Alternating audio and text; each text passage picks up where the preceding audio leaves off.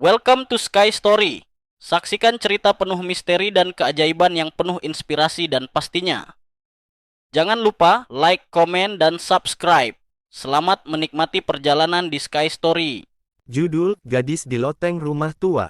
Waktu itu, Dina, seorang mahasiswi jurusan arsitektur, sedang menjalani program magang di kota tua. Ia ditugaskan mendokumentasikan bangunan-bangunan bersejarah, termasuk sebuah rumah tua bergaya kolonial di ujung Jalan Kenari. Rumah itu sudah kosong puluhan tahun, kabarnya pemiliknya pindah mendadak dan tak pernah kembali. Dina, yang menyukai hal-hal berbau vintage, justru senang ketika tahu harus meneliti rumah tersebut. Tapi sejak pertama kali melangkah masuk, ia merasa ada yang tak beres. Udara di dalam rumah itu dingin dan lembab, dan bau kayu lapuk bercampur dengan aroma samar bunga melati yang menyengat di sore hari.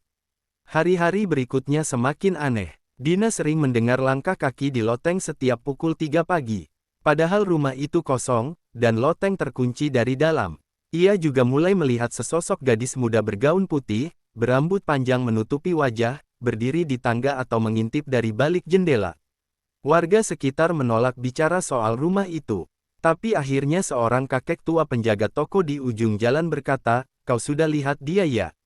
Gadis itu, dia meninggal di loteng karena dikurung orang tuanya. Katanya dia sakit jiwa. Sejak itu, dia tidak pernah meninggalkan rumah itu." Dina yang keras kepala mencoba masuk ke loteng melalui atap. Saat berhasil membuka pintu dari luar, bau busuk menyergap. Di sudut ruangan ada boneka rusak, cakar-cakar di dinding, dan tulisan dengan darah kering, "Namaku Ningsih.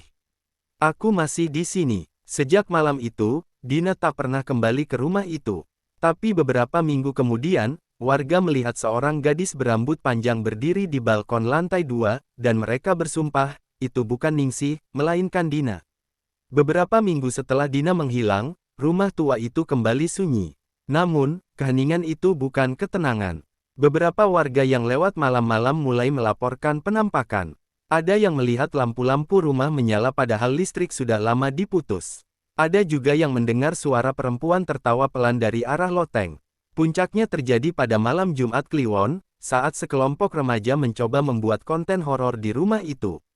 Mereka masuk membawa kamera dan perlengkapan seadanya. Awalnya tidak ada apa-apa, tapi saat mereka menyorotkan senter ke arah tangga loteng, seorang dari mereka menjerit. Di sana, berdiri seorang gadis berpakaian kasual, tampak seperti Dina, lengkap dengan tas selempang dan buku catatan yang dulu selalu ia bawa. Tapi wajahnya, penuh luka cakaran. Matanya kosong, mulutnya bergerak tanpa suara. Rekaman mereka berhenti tiba-tiba, dan esok paginya, warga menemukan kamera tergeletak di depan rumah. Di dalamnya hanya satu video yang tersisa. Video berdurasi 1 menit, menunjukkan Dina, atau makhluk yang menyerupainya, berjalan perlahan ke arah kamera sambil berbisik. "Aku cuma mau pulang." Setelah kejadian itu, rumah tua di Jalan Kenari resmi dipasangi garis polisi.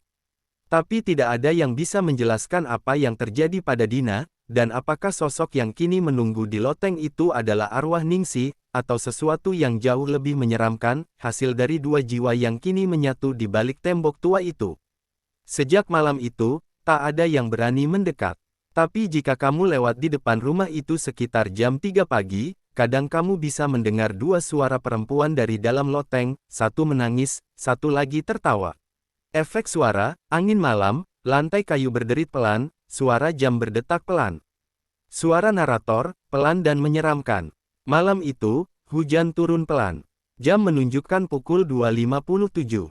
Seorang satpam kantor yang berjaga di pos dekat Jalan Kenari mendongak, mendengar suara pintu kayu tua berderit keras padahal semua rumah di jalan itu sudah kosong.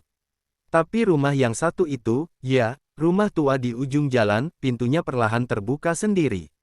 Tak ada angin, tak ada orang, tapi dari dalam, samar terdengar suara langkah kaki. Pelan, menyeret, seperti seseorang berjalan tanpa semangat. Atau, tanpa nyawa. Dan di balkon lantai 2, tampak sosok perempuan berdiri membelakangi jalan. Rambut panjangnya basah, meneteskan air hujan. Bajunya robek di bagian bahu. Tapi yang paling mengerikan adalah, saat dia menoleh. Efek suara, denting piano diseret, suara serak halus. Itu bukan Dina. Itu juga bukan Ningsih. Itu, gabungan keduanya. Wajahnya tampak asing, seperti dua wajah yang disatukan secara paksa. Matanya merah. Di tangannya tergenggam buku catatan arsitektur milik Dina, yang kini berlumuran darah kering. Ia menatap ke arah jalan, dan berbisik dengan suara yang bukan milik manusia. Sini, biar aku tunjukkan isi lotengku. Sejak malam itu, warga sekitar mulai kehilangan barang-barang kecil, boneka anak-anak, sisir, cermin, bahkan potongan rambut. Tak lama, muncul suara ketukan di jendela rumah mereka tiap pukul 3 pagi. 3 kali ketukan. Diam. 3 kali ketukan lagi. Dan jika kau cukup berani untuk membuka jendela, kau mungkin akan melihatnya berdiri di sana. Perempuan itu, penunggu baru rumah tua Jalan Kenari. Tanda hubung tanda hubung tanda hubung. Efek suara terakhir, suara perempuan tertawa pelan bercampur isak tangis, fade out. Hujan gerimis, angin mendesir halus. Narator tenang, dingin. Semenjak malam itu, laporan dari warga semakin sering. Bukan hanya penampakan atau suara ketukan, tapi juga mimpi-mimpi aneh. Banyak yang mengaku memimpikannya sosok perempuan muda duduk di pojok kamar mereka. Tak berkata apa-apa, hanya menatap. Wajahnya pucat, matanya kosong, dan mulutnya terkunci rapat oleh benang hitam. SFX, bisikan halus, aku ingin keluar. Ada seorang ibu rumah tangga, Bu Retno, yang mengaku saat membuka lemari pakaiannya pagi hari, ia menemukan buku catatan usang bertuliskan nama Dina. Isinya bukan catatan arsitektur, tapi gambar tangan kasar, mencoret-coret wajah gadis kecil dengan kata, diam. Jangan keluar, mereka akan bawa aku kembali. SFX, halaman dibalik, napas berat di belakang telinga. Dan, entah kenapa, setelah kejadian itu, anak Bu Retno yang berusia 4 tahun, mendadak bisa bicara kalimat lengkap dalam bahasa Belanda. Padahal, ia tak pernah diajarkan. Dan setiap malam, ia bicara sendiri sambil menatap jendela. Nona Ningsi datang, dia bawa temannya. SFX, suara lantai kayu BERDERIT, suara dua anak perempuan tertawa pelan. Semakin lama, perbedaan antara Ningsi dan Dina menghilang. Seolah dua arwah itu menyatu, membentuk entitas baru yang jauh lebih kuat.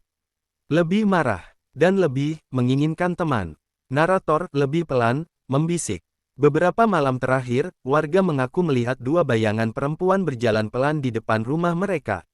Satu memegang boneka, satu lagi membawa pensil dan buku catatan. Mereka tidak bicara, mereka hanya menunjuk ke arah rumah tua itu. Mengundangmu, menantimu. SFX, suara jam 3 kali, diikuti bisikan, sekarang giliranmu. SFX, hujan deras, petir sesatu, suara detak jam cepat dan gugup. Narator pelan, menahan napas. 2 minggu setelah penampakan terakhir, seorang konten kreator horor bernama Rangga memutuskan untuk menyelidiki sendiri rumah tua itu. Ia yakin ini akan menjadi konten viral. Ia siapkan kamera inframerah, mikrofon sensitif, dan bahkan boneka pemanggil arwah. Malam itu, tepat pukul 2.50, Rangga menyusup masuk ke rumah itu. Rekamannya dimulai seperti biasa, lorong-lorong gelap, lantai kayu berderit, dinding berjamur. Tapi, ketika ia membuka pintu loteng, semua lampu kamera tiba-tiba padam. SFX, suara listrik meletup, nafas cepat, langkah kaki berlari.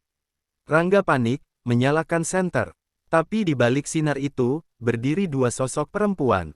Satu mengenakan gaun putih sobek, rambutnya kusut dan mata membelalak. Yang satunya, berambut pendek, wajahnya mirip foto Dina di Instagram, tapi dengan bekas luka di pipinya, dan senyum yang tidak manusiawi. SFX, suara bisikan dua suara berlapis, temani kami, jangan pergi. Rangga mencoba kabur, tapi semua pintu sudah terkunci. Dan loteng, kini terlihat seperti ruangan berbeda. Bukan lagi loteng kayu berdebu, tapi kamar sempit berdinding cermin, memantulkan wajah-wajah yang bukan miliknya. Lalu, layar menjadi gelap. 1 minggu kemudian, polisi menemukan kamera Rangga di depan rumah. Video terakhir menunjukkan sudut pandang orang pertama, berjalan pelan menuruni tangga, lalu menghadap cermin. Dan dalam cermin itu, bukan wajah Rangga yang terlihat, tapi Dina. Tersenyum, dan di belakangnya, Ningsi memegang pundaknya sambil berbisik. Dia cocok, sekarang kami bertiga. SFX, suara tertawa perempuan bersahutan, berubah jadi jeritan menyeramkan. Tanda hubung tanda hubung tanda hubung. Sejak malam itu, tidak ada yang berani menyebut nama Dina atau Ningsih di sekitar Jalan Kenari. Karena kata warga, setiap kali nama mereka disebut, kamu akan mulai mendengar langkah pelan dari atap rumahmu. Dan ketika kamu menoleh ke cermin, bisa jadi, yang kau lihat, bukan lagi wajahmu sendiri. 3 bulan berlalu sejak Rangga menghilang. Warga mulai merasa tenang. Rumah tua itu disegel dengan pagar besi dan papan peringatan. Tapi ketenangan itu ternyata hanya ilusi.